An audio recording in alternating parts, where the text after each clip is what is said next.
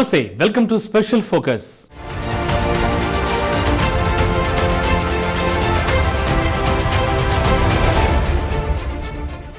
అంతా అనుకున్నట్టే జరిగింది. సూరత్ కోర్టు తీర్పు వెలువరించిన వెంటనే రాహుల్ గాంధీపై అనర్హత వేటు పడింది.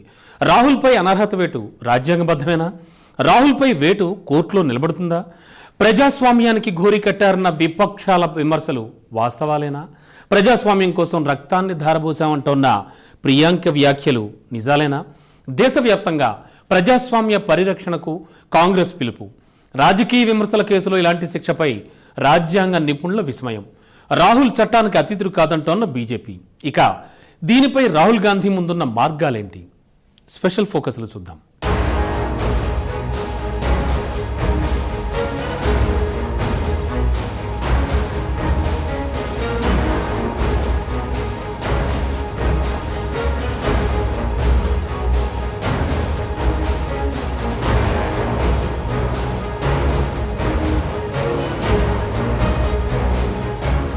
దేశ రాజకీయాల్లో కీలక ఘట్టం ఒకటి చోటు చేసుకుంది. మోడీ ఇంటి పేరు వ్యవహారంలో రాహుల్ గాంధీకి 2 ఏళ్ల జైలు శిక్షను ఖరారు చేస్తూ సూరత్ కోర్టు తీర్పు ఇచ్చిన తరువాత కాంగ్రెస్ పార్టీకి మరో షాక్ తగిలింది. వైనాడ్ ఎంపీ రాహుల్ గాంధీపై అనర్హత వేటు వేస్తూ Lok Sabha secretary general Utpal Singh notification జారీ చేశారు. దీంతో కాంగ్రెస్ పార్టీ ఒక్కసారిగా షాక్ గురైంది. అయితే సూరత్ కోర్టు తీర్పును సవాలు చేస్తూ హైకోర్టులో అప్పీల్ చేసుకునేందుకు రాహుల్కు 30 రోజుల గడువు ఇచ్చారు. ఒకవేళ హైకోర్టు ఈ కేసును కొట్టివేయకపోతే రాహుల్ గాంధీ వచ్చే 8 ఏళ్ల పాటు ఏ ఎన్నికల్లో కూడా పోటీ చేయడానికి అర్హుడు కాదు.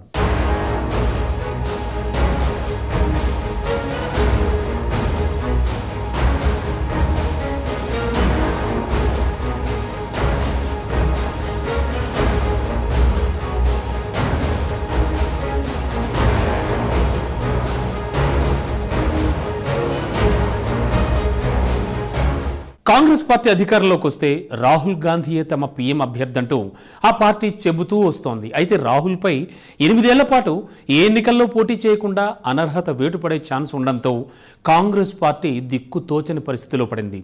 దీంతో మోడీ, బీజేపీపై కాంగ్రెస్ నాయకులు విరుచుకుపడుతున్నారు. రాహుల్ గాంధీని లోక్సభలో ఎదుర్కోలేకే పీఎం మోడీ పథకం ప్రకారం ఇలాంటి కుట్రలు పన్నుతున్నారంటూ మండిపడుతున్నారు. వాళ్ళు ఎవరెన్ని కుట్రలు పనినా కూడా ప్రజల మద్దతు మాత్రం కాంగ్రెస్ పార్టీకే ఉందని ఆ పార్టీ నేతలు స్పష్టం చేస్తున్నారు.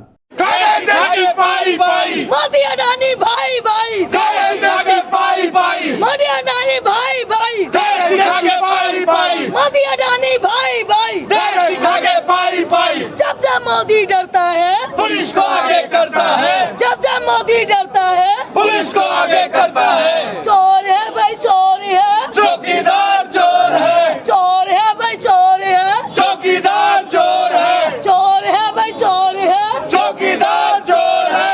मोदी अडानी भाई भाई देश दिखा के भाई भाई, मोदी अडानी भाई भाई देश दिखा के भाई भाई, जब जब मोदी डरता है पुलिस को आगे करता है।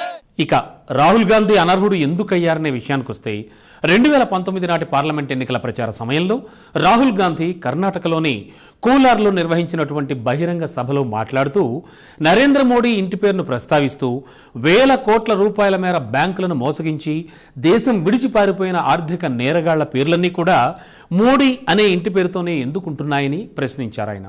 ఈ క్రమంలోనే ఆయన లలిత్ మోడీ, నీరవ్ మోడీ పేర్లను కూడా ప్రస్తావించారు. అయితే రాహుల్ వ్యాఖ్యల్ని బీజేపీ ఖండించింది. ఈ నేపథ్యంలోనే గుజరాత్కు చెందిన బీజేపీ ఎమ్మెల్యే పూర్ణేష్ మోడీ రాహుల్పై ఫిర్యాదు చేశారు. ఈ క్రమంలోనే ఆయనపై కేసు నమోదు కాగా ఈ కేసులో సూరత్ కోర్టు ఆయనకు 2 ఏళ్ల జైలు శిక్ష వేస్తూ తీర్పును సైతం వెలువరించింది.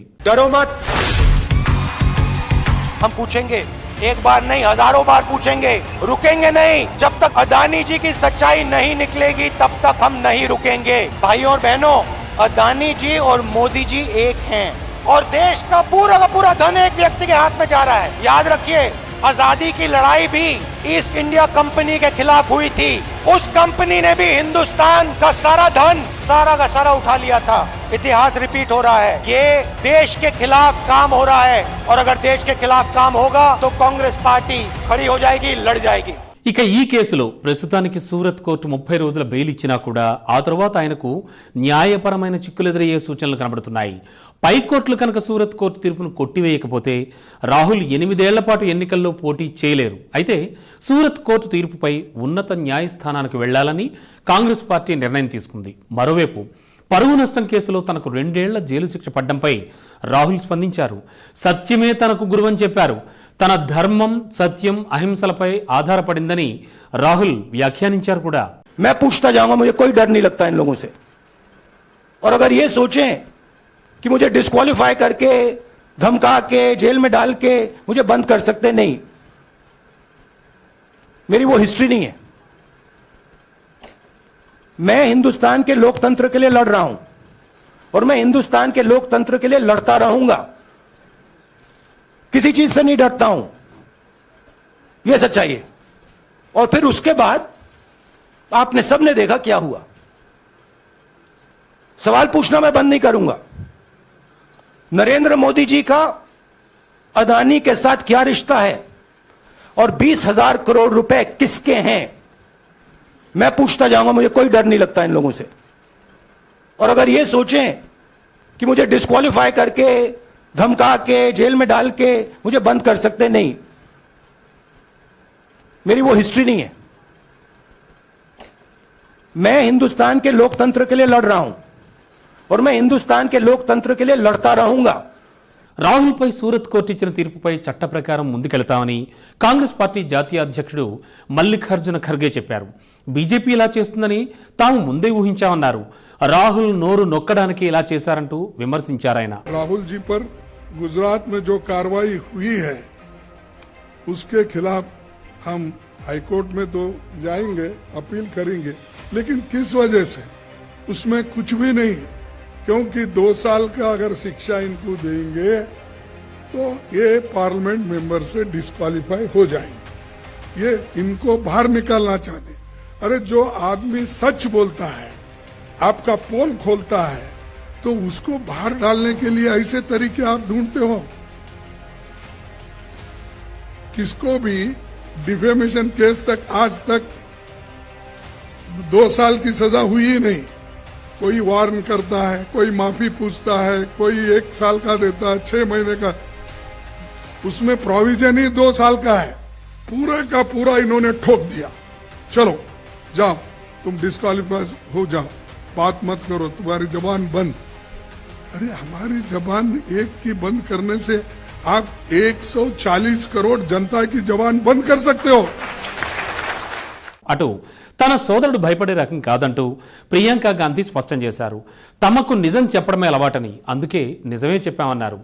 రాహుల్ నోరు నొక్కే ప్రయత్నం చేస్తున్నారని ఆమె ఆరోపించారు. ఛత్తీస్గఢ్ ముఖ్యమంత్రి భూపేష్ బాఘేల్, రాజస్థాన్ సీఎం అశోక్ గెహ్లాట్ కూడా బీజేపీ రాహుల్ గొంతు నొక్కే యత్నం చేస్తోందంటూ విమర్శలు గుప్పించారు. भाजपा के स्पोक्स पर्सन हो, चाहे मंत्री हो, चाहे उनके सांसद हो, चाहे प्रधानमंत्री खुद, सुबह से शाम तक वो मेरे परिवार के बारे में, राहुल जी के बारे में, मेरे पिताजी के बारे में, मेरी माता जी के बारे में, इंदिरा जी के बारे में और पंडित जी नेहरू जी के बारे में कुछ न कुछ आलोचना करते रहते हैं, कुछ न कुछ अपशब्द. ये सिलसिला पुराना है, सब पूरा देश जानता है, पूरा देश देखता है. ठीक है, उनके खिलाफ किसी जज ने किसी 2 साल का सेंटेंस नहीं दिया, उनको डिस्क्वालीफाई नहीं किया. और मेरे भाई ने क्या किया, अदानी का मुद्दा उठाया.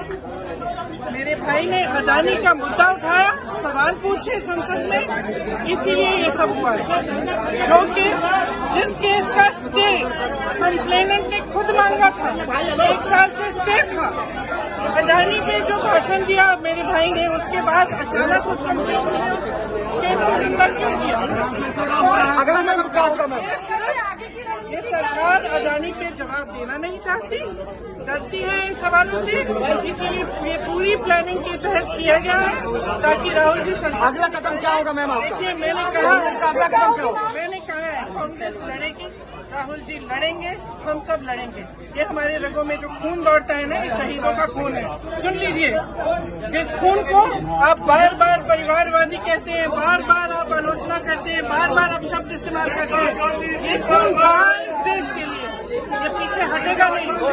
डरते नहीं है, हम लड़ते रहेंगे और हम खड़े हैं। कुछ भी करना चाहे करें, कोई बात नहीं करेंगे।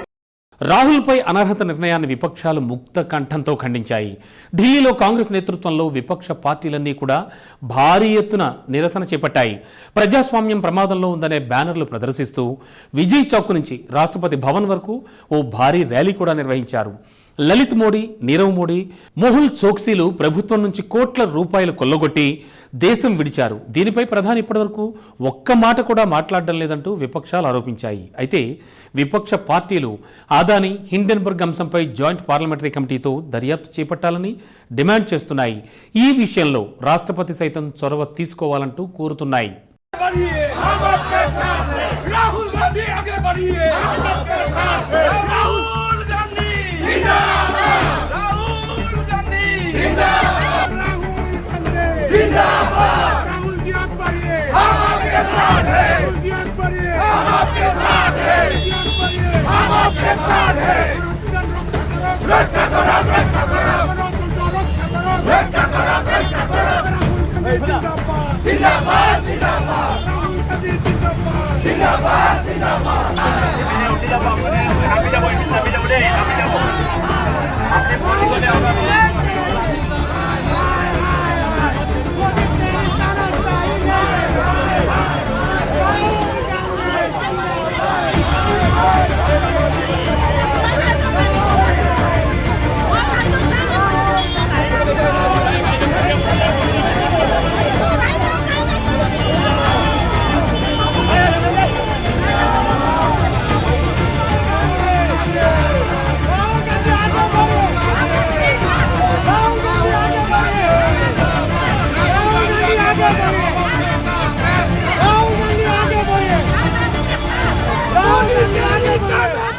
ఇక రాహుల్పై వేటుపడిన నేపథ్యంలో బీజేపీపై పశ్చిమ బంగ ముఖ్యమంత్రి మమతా బెనర్జీ, తమిళనాడు ముఖ్యమంత్రి స్టాలిన్, తెలంగాణ సీఎం కేసీఆర్, ఉద్ధవ్ ఠాక్రే వీరంతా కూడా మండిపడుతున్నారు. ఒక చిన్న మాట అన్నందుకు రాహుల్ గాంధీ వంటి నేతపై వేటు వేయడం దారుణమని స్టాలిన్ అన్నారు. చివరకు న్యాయమే గెలుస్తుందనే నమ్మకం తనకుందని స్టాలిన్ చెప్పుకొచ్చారు. ఇక బీజేపీకి విపక్ష నేతలు ప్రధాన టార్గెట్గా మమతా బెనర్జీ ఆగ్రహం వ్యక్తం చేశారు. నేరాలు చేసిన బీజేపీ నేతలు కేబినెట్లో ఉన్నారని, ఇదే సమయంలో ప్రసంగాలిచ్చిన విపక్ష నేతలపై వేటు వేస్తున్నారంటూ మండిపడ్డారు. ప్రజాస్వామ్యాన్ని, రాజ్యాంగ విలువలను కాపాడుకోవడం కోసం బీజేపీ ప్రభుత్వ దుశ్చర్యను ప్రజాస్వామ్యవాదులంతా కూడా ముక్త కంఠంతో ఖండించాలంటూ కేసీఆర్ పిలుపునిచ్చారు.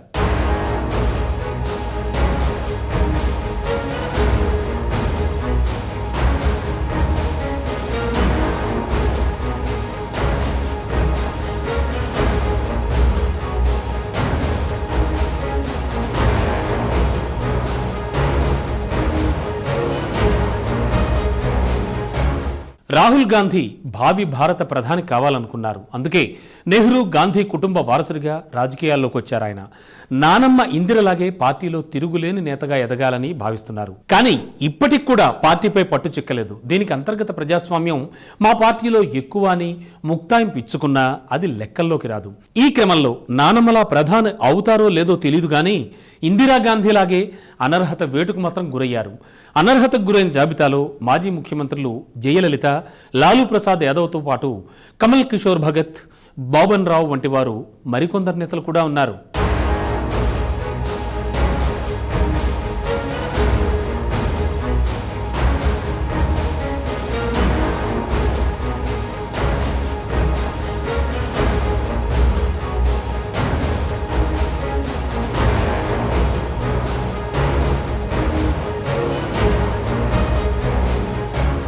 ఇక చివరగా కేరళలోని వయనాడ్ లోక్సభ సభ్యుడిగా ఉన్నటువంటి రాహుల్ గాంధీపై అనర్హత వేటు వేయడంతో కేంద్ర ఎన్నికల సంఘం ఆ స్థానానికి ఉప ఎన్నిక నిర్వహించడంపై త్వరలో ఓ నిర్ణయం తీసుకోనుంది. నిర్దిష్టంగా రాహుల్ గాంధీని ఎందుకు అనర్హులుగా ప్రకటించాల్సి వచ్చిందో సూరత్ హైకోర్టులో ఇటీవల విచారణకు వచ్చిన కేసు వెలువరించిన తీర్పును లోక్సభ సెక్రటరియేట్ కారణంగా చూపింది. మరి రాహుల్ గాంధీపై కోర్టుకు అప్పీలుకు వెళితే అక్కడ ఏం జరుగుతుందో వేచి చూడాలి మరి.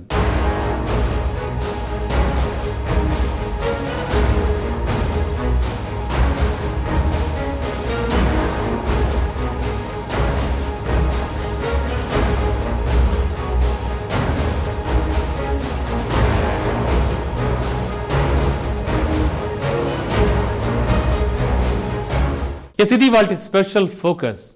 చూస్తూనే ఉండండి BAJ న్యూస్.